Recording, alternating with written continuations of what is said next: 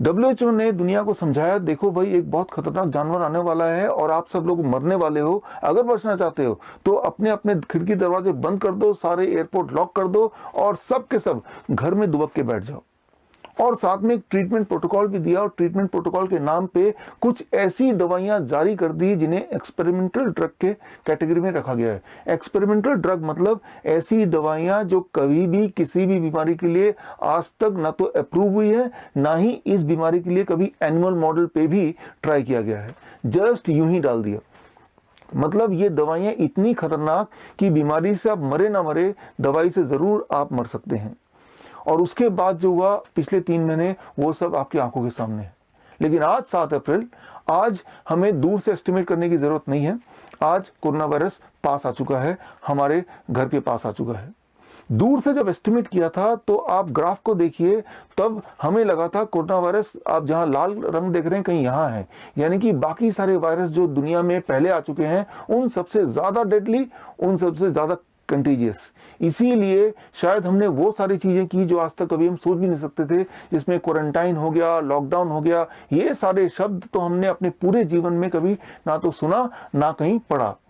तो वो सब इसलिए था क्योंकि तब ऐसा लग रहा था कि सृष्टि में अब तक ऐसा जो नहीं हुआ वो अनर्थ होने वाला है। लेकिन अब इस चीज को 3 महीने हो गए हैं, अब हमने वायरस को बहुत ध्यान से देखा, करीब से देख लिया है।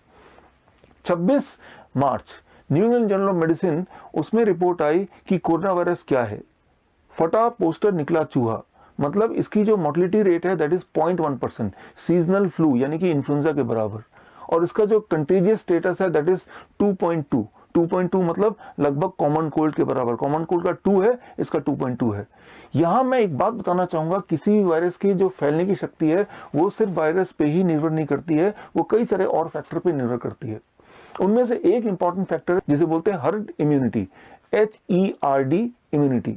अब हर्ड इम्यूनिटी क्या होती है ये आपको समझाना जरूरी है, यहीं से कुछ नई बातें आपको समझ आएंगी जो आपके काम की हो सकती हैं। अब मान लीजिए ये है एक कोरोना वायरस का पेशेंट और ये है आप। अब जब ये पेशेंट आपसे मिलेगा तो देयर इज अ चांसेस कि ये आप तक कोरोना वायरस पहुंचा दे और आप भी पेशेंट बन जाए। लेकिन ऐसा अभी नहीं हो सकता बिकॉज अभी लॉकडाउन चल रहा है, ये अपने घर में है, आप अपने घर में है, तो आपको कोरोना वायरस नहीं आ सकता, आप पीड़ित नहीं हो सकते। लेकिन आज से कुछ दिन बाद 14 अप्रैल को, 15 अप्रैल को या 16 अप्रैल को जब ये सब कुछ खुल जाएगा तब ये भी बाहर निकलेंगे और आप भी बाहर निकलेंगे। क्या आपको लग रहा है कि 15 अप्रैल तक या 14 अप्रैल तक जितने भी कोरोना वायरस के पेशेंट हैं या तो पेशेंट मर जाएंगे या कोरोना वायरस न जाने कहां गायब हो जाएगा या मर जाएगा? एक बात मैं बता दूं, ऐसा कोई साइंटिफिक एविडेंस नहीं है कि 21 दिन के अंदर अंदर कोरोना वायरस मर जाता है या मर सकता है। There is a great amount of chances कि कोरोना वायरस से ये इंसान मुक्त हो भी जाए, उसके बाद भी he can be a carrier of corona virus for long long period. मतलब ये उससे पीड़ित तो नहीं है लेकिन वो कैरियर है, सिंपली कैरियर। और ऐसे में there is a great amount of possibility कि इससे कोरोना वायरस आप तक भी पहुंच जाएगा। बोलने का मतलब है कि लॉकडाउन से सिर्फ आप चीजों को पोस्टपोन कर रहे हैं। अब जब लॉकडाउन खत्म होगा तो आप सब कभी ना कभी तो खत्म होगा, और जब भी खत्म होगा तब ये और ये बाहर आएंगे और तब ये ट्रांसफर होगा। लेकिन घबराने की बात नहीं है, अगर आप में कोरोना वायरस आ भी गया तो आप मरने नहीं वाले, क्योंकि मैंने आपको ऑलरेडी बताया था कि इसकी मोर्टेलिटी रेट अब साबित हो गई है, वो 0.1% है, near to a seasonal flu, इससे ज्यादा कुछ नहीं। यानी कि 1000 लोग पीड़ित होंगे तो कोई एक इंसान मरेगा, 999 लोग ठीक हो जाने वाले हैं। तो ठीक होने के बाद that is called self natural immunization, अपनी इम्यूनिटी आपकी और स्ट्रांग हो जाएगी। मतलब यहां पे 3 तरह के लोग आ गए, एक वो जो पीड़ित है, एक वो पीड़ित होकर ठीक हो गए हैं, और एक वो जो कभी भी इन्फेक्ट नहीं हुए। धीरे धीरे धीरे धीरे आने वाले कुछ महीनों में ये लोग, यानी कि जो लोग पीड़ित होकर ठीक हो चुके हैं, इनकी तादाद बढ़ती जाएगी, बढ़ती जाएगी, बढ़ती जाएगी। और एक टाइम आएगा कि इनकी तादाद, आप स्क्रीन पे देखिए, इतनी ज्यादा होगी कि कोई उस वक्त अगर इन्फेक्टेड है और एक इंसान जो कभी इन्फेक्ट नहीं हुआ, उसके बीच में येलो यानी कि जो लोग ठीक हो चुके हैं वो ज्यादा आ जाएंगे। इसे कहते हैं झुंड। आपने देखा होगा कि हाथी के झुंड के बीच में बच्चा, हाथी का बच्चा होता है तो वो झुंड से प्रोटेक्टेड होता है, कोई और जानवर उस बच्चे पे अटैक नहीं कर सकता। So that is what is called herd immunity. इसका एक क्लासिक एग्जांपल दे सकता हूं, जापान। जापान में चाइना के बाद सबसे पहले कोरोना वायरस आया था, एंड दैट वाज 16 जनवरी। इसको अगर कंपेयर करें इटली में कोरोना वायरस आया था 31 जनवरी।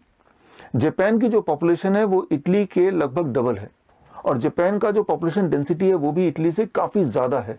Japan is densely populated, number one. Japan में वायरस भी पहले आया था, काफी पहले, 15 दिन पहले आया था in comparison to Italy. Italy में दुनिया का सबसे स्ट्रांग लॉकडाउन लगा है और सबसे लंबा लॉकडाउन लगा है। जापान में लॉकडाउन लगा ही नहीं है। 3 दिन पहले न्यूयॉर्क टाइम्स के जो पिक्चर्स हैं जापान के, वो आपके स्क्रीन पे है, आप देखिए। जापान में सारा कुछ वैसे ही चल रहा है जैसे किसी भी नॉर्मल डे चलता है, यानी कि वहाँ पार्टी भी चल रही है, वहाँ पे डांस बार भी खुले हुए हैं, वहाँ पे शॉपिंग भी खुला हुआ है, सारा काम सामान्य है। अब जरा सोचिए, अगर हम एस्टिमेट लगाएं कि भाई कोई देश ऐसा जिसमें लॉकडाउन भी नहीं है और कोई एहतियात भी नहीं बरत रहे, तो मतलब ऐसा होना चाहिए कि वहां हाहाकार मच जाना चाहिए, वहां लोग सारे मर जाने चाहिए, सारे के सारे कोरोना वायरस से पीड़ित हो जाने चाहिए, लेकिन ऐसा कुछ भी नहीं हुआ। आपके सामने है जापान की स्टोरी। तो वहां क्या हो रहा है, वहां पे वही हो रहा है जो मैंने समझाया, दैट इज कॉल्ड, उन जापान की हर्ड इम्यूनिटी बिल्ड होती जा रही है। और अगले 2-3 महीने में आप देखेंगे कि वहां की जो मोर्टेलिटी है बिकॉज ऑफ कोरोना वायरस वो नियर जीरो पे आ जाएगी। That is what is called herd immunity. और लेकिन ये हर्ड इम्यूनिटी तभी बन सकती है जब लॉकडाउन हटे, जब आप खुले मिले। तो बोलने का मतलब ये है कि अगर आपको साइकिल चलाना सीखना है तो गिरना तो पड़ेगा ही। अगर आप सोच रहे हैं कि मैं गिरूं भी ना और साइकिल चलाना सीख भी जाऊं, वो होने नहीं वाला।